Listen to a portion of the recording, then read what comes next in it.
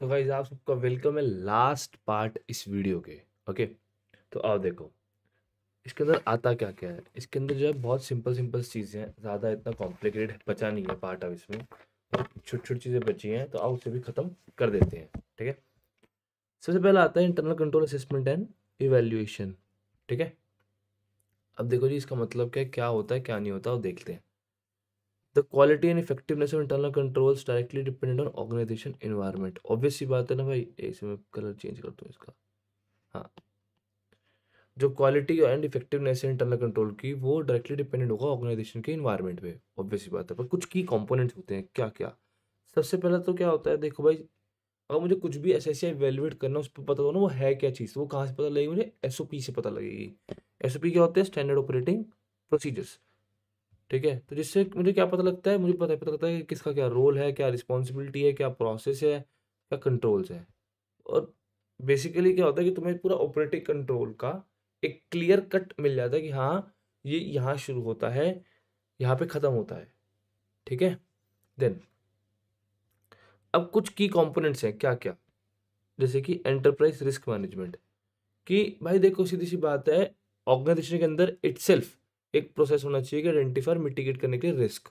Okay, दूसरा segregation of job done, जो job rotation बता चुका हूँ पर पिछले वाले पार्ट में, जिसने नहीं देखा पिछला पार्ट जाके देख लो।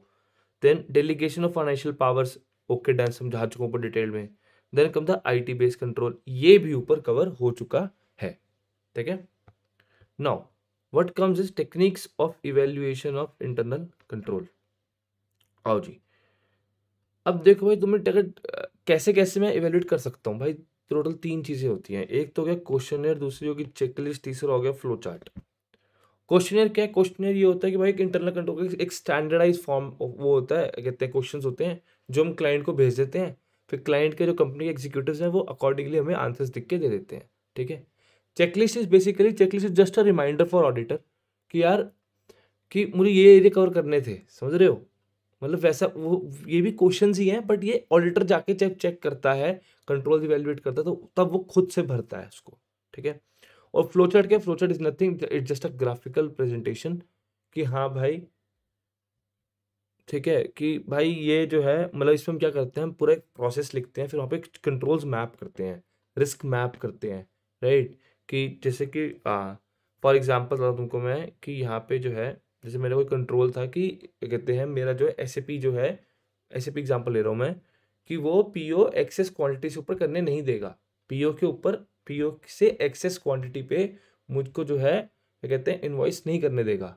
ठीक है, तो फॉर एग्जांपल ये प्रोसेस है कि हाँ जी ये यहाँ से पीओ यहाँ से स्टार्ट होता है यहाँ खत्म होता है, तो यहाँ पे करूँगा मैं, जो कंट्रोल का रेफरेंस है वो यहाँ पे दूंगा, उसके रिस्क की रेफरेंस यहाँ पे दूंगा। ठीक है, तो this is how it is done. ठीक है, बाकी डिटेल में तुम्हें दिखा देंगे जब मेन क्लास जो होगी उसमें दिखाएंगे, प्रॉपर दिखाएंगे तुम्हें फ्लो चार्ट क्या होता है क्या नहीं होता। अभी रिवीजन क्लास है तो लेट इट बी क्रिस्प।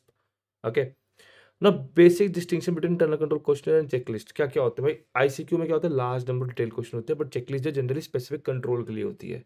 ठीक है, इसमें जो यूजुअली आंसर कौन करता है, कंपनी एग्जीक्यूटिव, और ये कौन करते हैं, ऑडिटर करते हैं।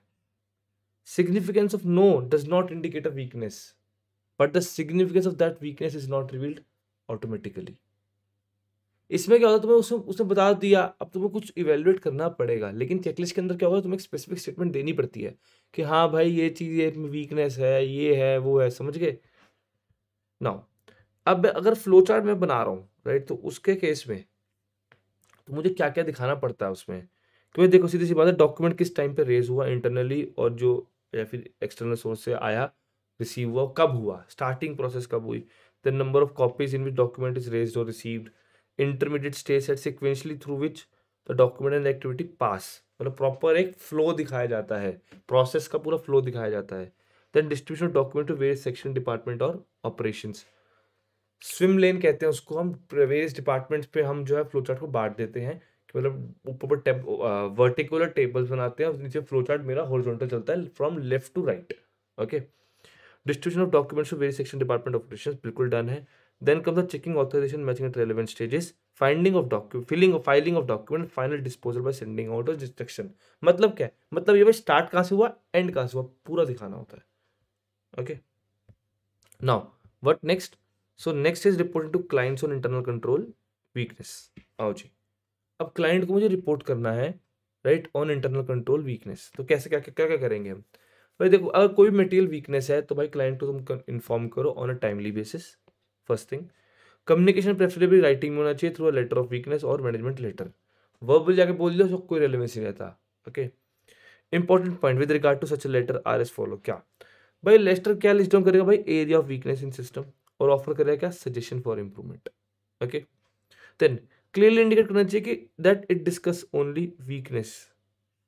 ओके, जो कि जो है ऑडिटर के अटेंशन में आए, और जो ये लेकिन जो ये एग्जामिनेशन है has not been design to determine the adequacy of internal control. मतलब देखो भाई, जो एग्जिस्टिंग इंटरनल कंट्रोल है उसमें कोई वीकनेस है तो वो आएगी। इंटरनल कंट्रोल एडिक्वेट है या नहीं है उस पर कोई कमेंट नहीं कर रहे इसके ऊपर।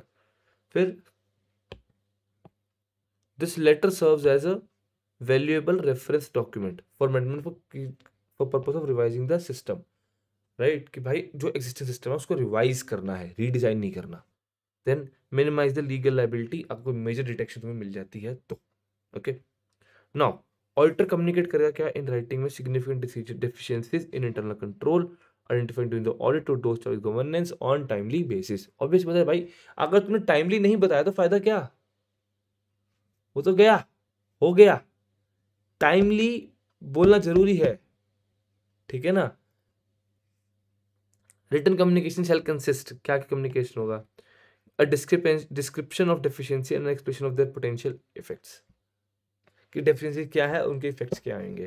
Then sufficient information to enable those service governance and management to understand the context of communication. In particular, auditor क्या explain करेगा? क्या क्या purpose of audit was for the auditor to express an opinion on the financial statement. ठीक है, audit included consideration of internal relevant to the preparation of financial statement in order to design audit procedures that are appropriate in circumstances. मतलब क्या, देखो सीधी सी बात है भाई, देखो मैं अपना ऑडिट करने आया था, ऑडिट प्रोसीजर डिजाइन करने के लिए मेरे को जो जो चीज एग्जामिनेशन में आई मैंने उस पर पॉइंट ऑफ व्यू दिया है, ठीक है?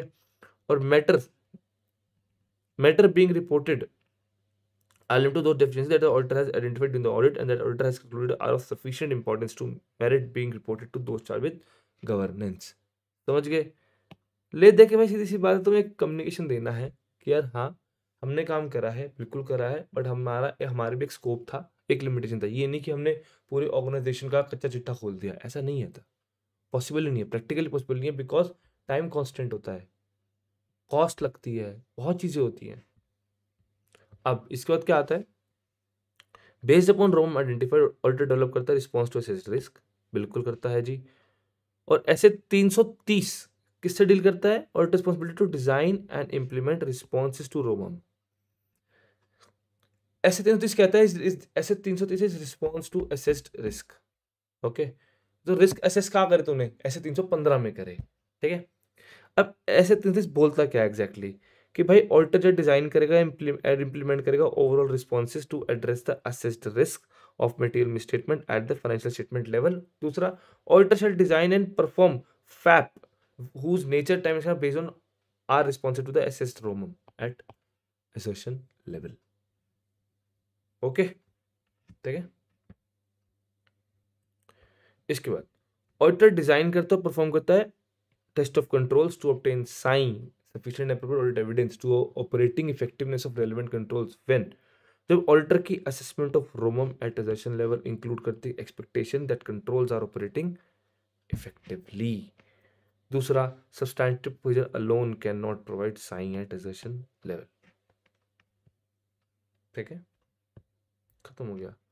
अब आता है आरसीएम। भाई तुम्हें आरसीएम समझाया देता हूँ छोटा सा। एक आरसीएम करके एक डॉक्यूमेंट होता है, वो होता है रिस्क कंट्रोल मैट्रिक्स। उसमें क्या होता है भाई, देखो फॉर एग्जांपल तुम बताता हूँ उसमें क्या होता है। हम कोई भी प्रोसेस होता है, प्रोक्योरमेंट है, एचआर है, पेरोल है, राइट?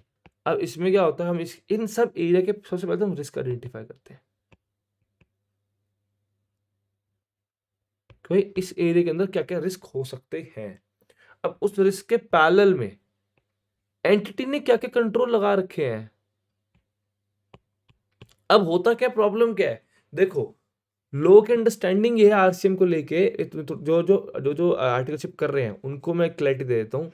क्या करते हैं वो लोग आरसीएम, जब वो आरसीएम ड्राफ्ट करते हैं प्रॉब्लम कहाँ आती है, वो पहले कंट्रोल डिफाइन कर लेते हैं सारे कि हाँ भाई ये कंट्रोल लगा रखे हैं, फिर उसके अकॉर्डिंग्स में उसका लैंग्वेज मॉडिफाई करके रिस्क देते हैं, जो कि गलत प्रैक्टिस है। आइडियल प्रैक्टिस इज कि just identify the risk first, right, कि ये एरिया है, इसमें रिस्क आइडेंटिफाई करो पहले, फिर उस रिस्क के पैनल में देखो कि हाँ भाई एंटिटी पास क्या क्या कंट्रोल्स हैं। यहीं से तुम्हारा जो है एक वो निकलेगा कि हाँ कंप्लीटनेस है या नहीं है, कंट्रोल एडिक्वेट है या नहीं है। कैसे कमेंट करोगे, ऐसे ही करोगे। अगर तुम उसके कंट्रोल के हिसाब से रिस्क दे के खत्म कर दोगे तो गलत हो जाएगा ना मामला, ठीक है।